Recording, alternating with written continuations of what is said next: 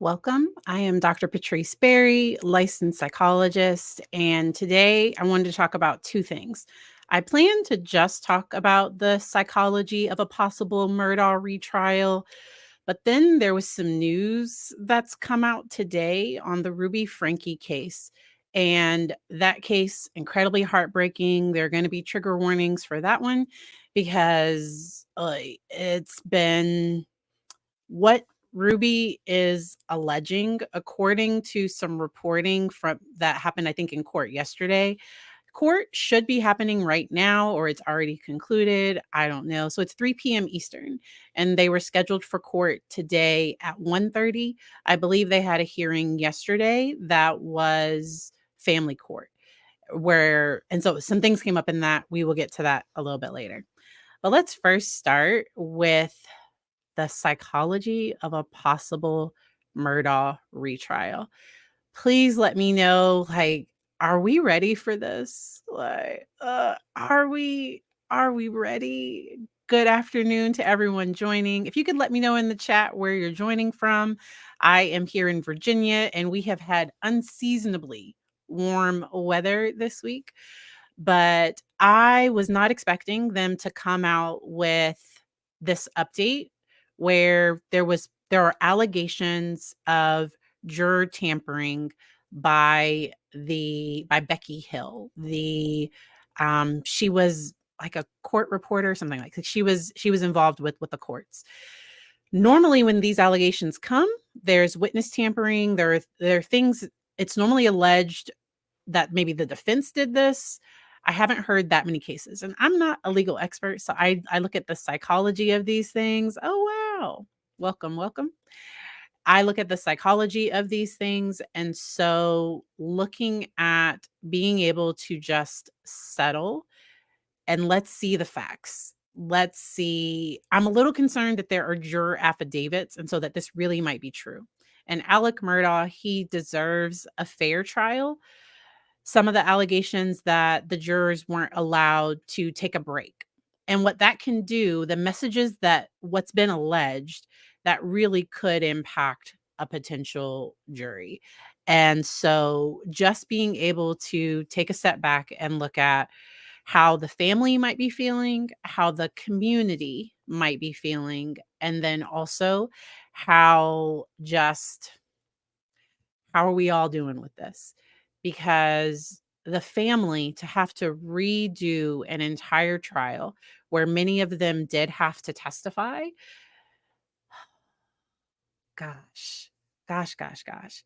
I just, and then it's going to reopen all of these wounds. So there are victim witness advocates. There are people that help and support victims along the way. If people haven't been receiving any type of therapy or supports, I could imagine that they might need some supports with the possibility of some of these doors being reopened again. There is a part of my brain that wonders if Alec might be trying to get from state prison to federal prison because he pled guilty for the federal charges. I don't know how much time those federal charges could possibly hold, but this is just very troubling. Because that community, the Walterboro, that whole area was flooded with reporters and visitors and people. For them to have to go through an entire trial again, and I absolutely adore Judge Newman, and Emily D. Baker covered that. I guess it's reported that it's in one of the notes that he might have been aware that of something minor, and it's just I don't want to believe any of this is true, but it really, if it is, Alec does deserve a new trial, but and at the same time, my heart breaks for that community because it's having to testify all over again. It's having to reopen all of these wounds, having to see the pictures again, all of having to hear the videos again, everybody having to testify again. It's all of these things that can really re-traumatize individuals. And so really they're going to have to take care of their mental health during this process. I'm sure they might be frustrated, especially since these allegations are so the psychology of why a person what this individual is alleged to have done, because they're alleging that the court reporter, y'all correct me if that wasn't her title, but that an individual with the courts, that she was talking with jurors, and these are the allegations, that she was right before his testimony, encourage them to watch his body language and not be swayed by certain things. If those things happened, it would have been incredibly inappropriate for that person to do and say those things. Now, I could understand someone being frustrated, seeing how the Murdaugh family had used their power and privilege and had how they had gotten away with so much over the years and years. But you can't if that's happened, you can't then violate that individual's rights. Like you have to make sure that the state is doing their job. I was very surprised that the verdict came back so fast because while the state presented their case, I could see jurors possibly like having some questions, having some disagreements. I did think that that part was going to take a little longer, and hearing that court clerk. Thank you, Christina. Thank you so much. Hearing that the court clerk, that she allegedly was saying that they couldn't take smoke breaks during the deliberation when they had taken breaks before, or that they couldn't that if they didn't finish that night that they were going to have to go to a hotel, which I don't think the judge said. Like it just wouldn't have been that individual's role to say or do any of those things. And so that's why in our fight for justice, we have to be careful to not trample over people's rights. And Debbie's mentioning that she was an elected official. I didn't know that. If the county clerk, I think that's right. Yep. That those individuals are elected. And Christina, I agree, having to deal with this all over again. Now, I didn't stream too much stuff live during the first one. If they do this all over again, I might. And I'm going to be joining legal-minded friends Karen Cole. She is in the chat. I'm going to be joining her, and we're going to be talking about parents and custody. And so that part is going to be coming up. And that is next Saturday. Not this Saturday, but it's going to be next Saturday at 2 p.m. Eastern. So the 16th, September 16th at 2 p.m. I'll schedule it. Y'all will see it. We're going to joint host it. And so it'll be available on her stream and it'll be available on mine as well. I'm just so, and I don't know how they're going to get an unbiased jury pool if they have to do this again, because who in that area didn't watch this trial? And there were things presented in the, like there were some things that were presented that not everything ended up in the trial. So I watched some of the in-camera hearings, I believe it's called, the hearings where they were determining if things would or would not be admitted. Oh, like, I think they would have a difficult time finding a jury that hasn't already come to a decision about Alex's guilt or innocence during this process. And so I could see this being stressful, being painful. I could see this really just bringing up things for the families all over again. And so the ways that we can take care of ourselves, the ways that we can monitor this is by focusing on what is in our control. So we have no, like, if they do, if they don't, they're going to have court hearings, there are going to be decisions made, and we don't have any control over that. Something else that individuals can do if they are impacted by this, waiting until those final decisions have been made and making sure that they have certain supports in place, that they do have, if they do go to therapy or if they have friends and family that are supportive, making sure that there are support systems in place to help individuals during those times. I think that can be really helpful. They should probably avoid the news, avoid some of these topics, because like it might be too much. That's why I'm not pulling up all of, because so many lawyers have done a phenomenal job, and I tagged their videos in the description. Emily D. Baker, the lawyer and also Natalie Lawyer Chick, all of them did a phenomenal deep dives. If people want a deep dive into the legal aspects, I strictly wanted to focus on the financial part today. But I just, because even for Mallory Beach's family, who finally got some, because I believe they settled that case, because I think a lot of her stuff will come back up again, because that was a lot of the prosecution's. I would think like the case that they were presenting was that the boat case really just triggered this downfall. But if we have to do this again, we'll do it. But it's gonna be painful, so I just wanted to give warnings to get ready for that. Now, let's talk about Frankie. Let me know if y'all have any more questions about the Alec Murdaugh or comments on that part. But Ruby, Frankie, and somebody said it was Frank, somebody said it was Frankie. Frankie works for me.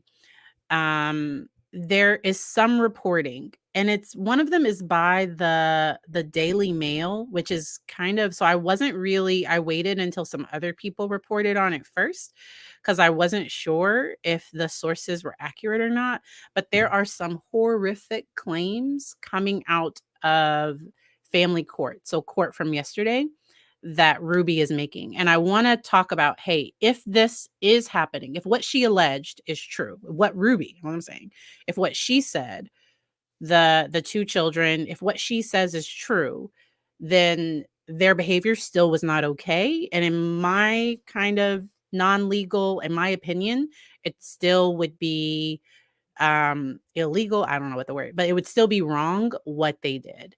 And so once again, she is alleging that that her 12-year-old son, that he was inappropriate with some people.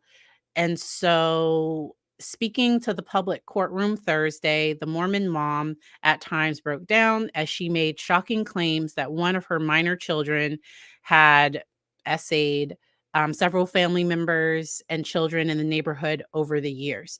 If this is true, that still would not give her the right to do the things that she allegedly did. I have that full article. There are lots of triggers in that big article, so I'm not going to play that. I'm not going to go through line by line everything that's there, because I do want to talk about, if children are a risk or a danger to other people, you would want to make sure that they were in treatment with people that were trained in working with reactive youth. And so there is treatment for children that are engaging in reactive behaviors. There was one child, and so this was just rumors, and I don't know if it was this one. There were some rumors that one child might be on the spectrum, and I don't know, like, that was just in watching some of these different things, like, that was just one of the allegations. That was one of the things that kind of came up.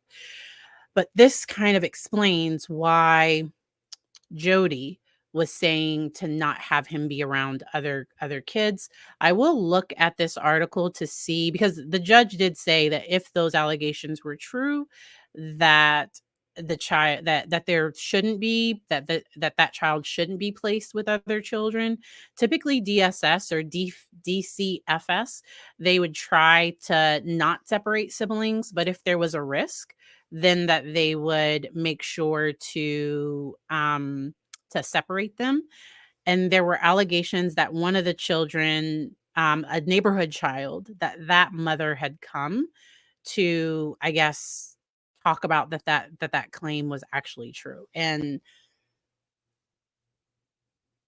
once again, if those allegations are true, you still do not lock up a child and bind them, and you don't do any of those things. You seek appropriate treatment from licensed professionals, because if Jody is a family friend, so I can't do therapy for a family friend's child.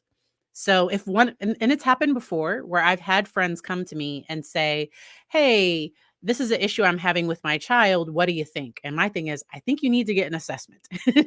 I think you need to here, I'll give you some recommendations, I'll give you some tools, but I don't say, "Yeah, I think they might have." No, like I'm not going to hypothesize about what diagnosis they might have, or people have come and they've said, "Okay, my child was just diagnosed with this." And these are friends, not clients. These are friends. They've come to me and say, "Oh, what do you think? Do you think I should put my kid in therapy?" And I'm like, I'm uh, and if you do have these concerns, this is what you can do. So the child is my understanding the child is 12. And I do have the article linked right in the description. If anybody, let me go on ahead. I will share it one more time. I'll share because I'm kind of scrolling down. Lots of trigger words in this. And so the court hearing presided over by Judge Brazel lasted just 30 minutes. And inside was Frankie's husband, Kevin, with his attorney, Randy Kester. At the other table were the state's attorneys and what appeared to be Frankie's two oldest daughters, appearing to be accompanied by attorney as well, seeming to pin the blame for her behavior on her children. And this was their, so this is that author's opinion. Frankie went into horrific detail about how one of her children had essayed other children, claiming she claimed that one of the Frankie kids began looking at inappropriate, well, not well, it's for 3 years old, so that's a little young to be looking at that type of content. And I thought they didn't have access to, like, phones, and they had flip phones. Ugh, and I'm I'm a little okay, I don't know. In one of the most shocking claims, Frankie said that her child began, essaying a younger siblings. Like I said, this is triggering stuff, and so that's why I wanted to be careful sharing some of these things because this is all just it sounds like she's trying to say I did what I did because this issue was going on with this child. And n- that's not the appropriate treatment for a child engaging in that type of behavior. It would explain why those children were but I think they were locked together in a room. Like I'm very confused. Exactly. Exactly. And I have seen and heard of situations where children were being neglected and they weren't being properly supervised. There were issues that came up and then they did end up having to make sure that because I would want to make sure that nothing happened to that child first. Not that all people that have been SA'd that they will, but just a child doing some of those things so young, I would want to rule out that something hadn't happened to that child. And that's where typically you do some type of intensive assessment. And if they do need some form of treatment, then you end up doing those things. And if this child was that big of a risk, then looking at safe alternatives while that child is in treatment, not with a family friend, not with mom's business owner, my opinion. Okay. My, but like that's typically best practice. And so I am not an expert in this field, and I put that one up really, really fast. So, speaking about perpetrators who are prepubescent, so this child is 12, and he might, because some kids do hit puberty around 11, 12. So, and if they are, sometimes it's about access, it's not about attraction. And if this child was engaging in these behaviors, and this is their allegations, like I don't know if any of this is true, but if I am working with a child that is very reactive, that's having trouble managing impulses, that's not because I wonder what their consequences were because so they didn't seem, from my opinion, some of their discipline strategies seem to be not what I as a therapist would recommend. That's me being very kind. Their discipline strategies seemed extreme and seemed to from the things I saw on YouTube, seem to be problematic. Why are we filming and recording these children if I have a child that's having these significant issues that needs some type of treatment and help?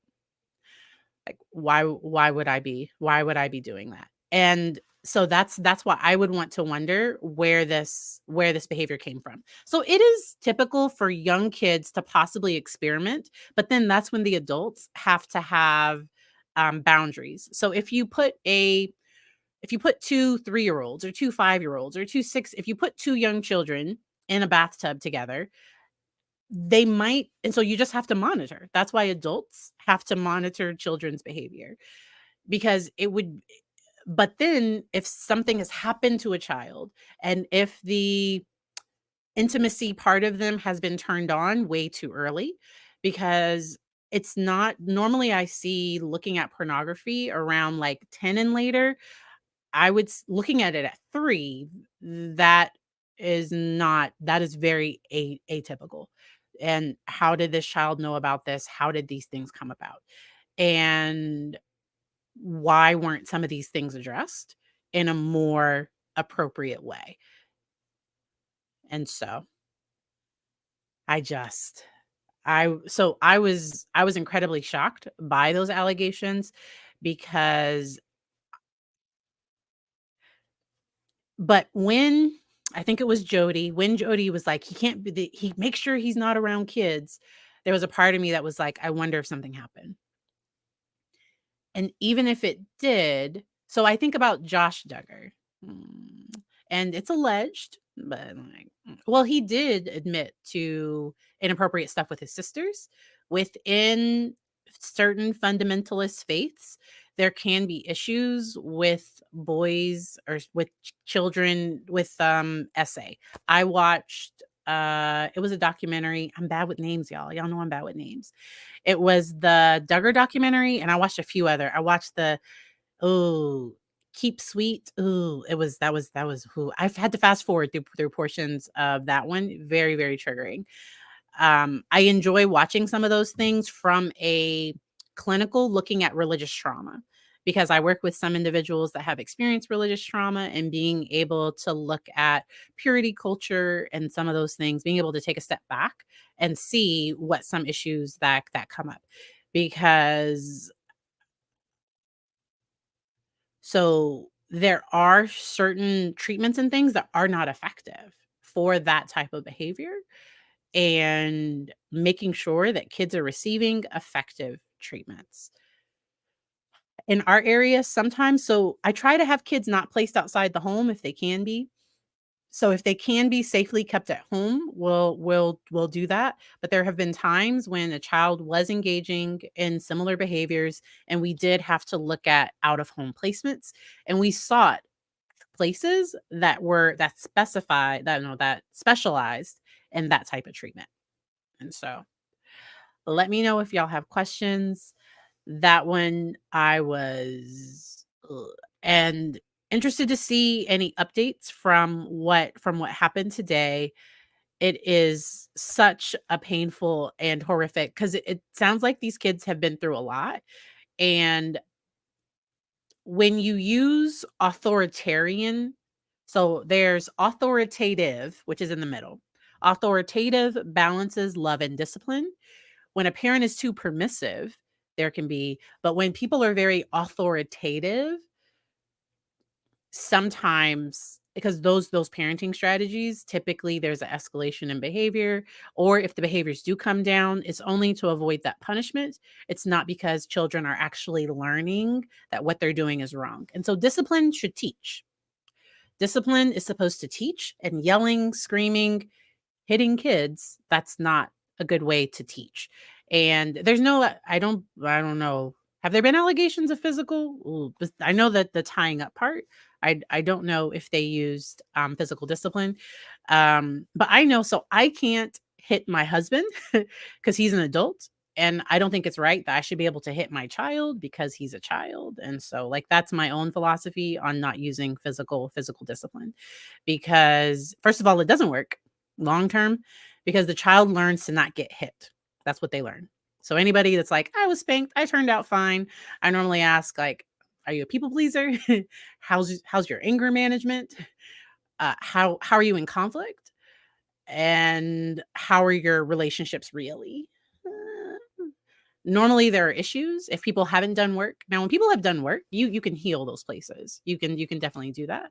But okay, so there was hinting. It wouldn't surprise me. There are some religions that have the spare the rod, spoil the child. The rod was meant to teach. So even when you break down those biblical texts, those biblical things, and physical punishment does not teach. So the kid may stop the behavior, but like I said, it's to avoid the it's not because, oh, I now recognize the error of my ways. No.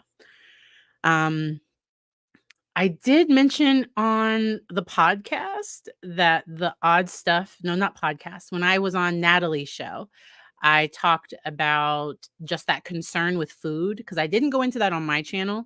Just concerns that because there have been other allegations that mom may have restricted food. Like, I think the kids might have eaten soup a lot, or that there was a lot of body focus, and that mom might have even had some of her own body focus. So often when people restrict food, I don't see them like I often see that in their own history, they've had issues with food. And so yeah, so I have some. So I have a whole I have a video. I think it's on the parenting playlist. I have, and it's most of my TikToks, but I can definitely do like a regular YouTube video here again. Let me see if I can find where that is, and I will share my screen so we can look for it together.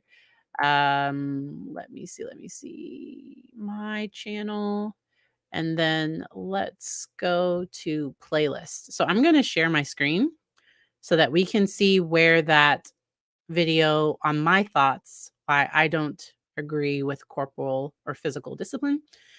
So in my library, let's try. Oh, that's probably things I've watched. Y'all get seeing all my stuff. All right, let me see. Let me go back to my channel. And then playlists. And then parenting. All right. And so on under parenting, I should have one on why so there's physical discipline versus punishment. Um I have a whole so I put a bunch of them all together. Let's see. Let's see. And if I can't find it, I will definitely put it together. I bet you it's the breaking generational trauma. I bet you it's that one. I think it is. I'm almost positive it's the breaking generational trauma. All right. Any other questions? Wasn't this the case where the child ran to the neighbors because they were starving? Yes, this is that case. So that was the initial. They went to the neighbor to ask for food and water, and then they had the neighbor noticed that there was duct tape and that there were big lacerations. And so, yes. Oh, I don't it's not on, so it's Christina, it is here on my YouTube. It is not over on the Tickety Talk. It is here. I've brought some of my videos here. I love it here on YouTube. I don't do as much over on TikTok. Sometimes I cross post stuff. I do post there sometimes. I do go live there sporadically, not a ton, but thank y'all again. I just wanted to do that quick update on Murdaugh because if we have to do this again, we'll do. It was so painful, and so just wanted to validate if anyone's feeling frustrated, angry, confused, just all the feels. I get it, and we can get through this. We can. If we do have to do it again, that's where you just take a breath. So I learned something cool where the breath in activates your sympathetic nervous system and the breath out activates your parasympathetic. And so there is a breathing technique where you breathe in for 4 seconds and out for 8, and doing that 5 to 10 times. So in for 4, out for 8, doubling your time out, your breath out, and trying to breathe from your diaphragm, from your stomach. Often when you lay back, you automatically breathe from your diaphragm, but when you breathe in, your stomach going out. When you breathe out, your stomach going in. That often just being very helpful to bring relaxation. We need this. And so thank y'all so much for it. I hope y'all enjoy the rest of your day.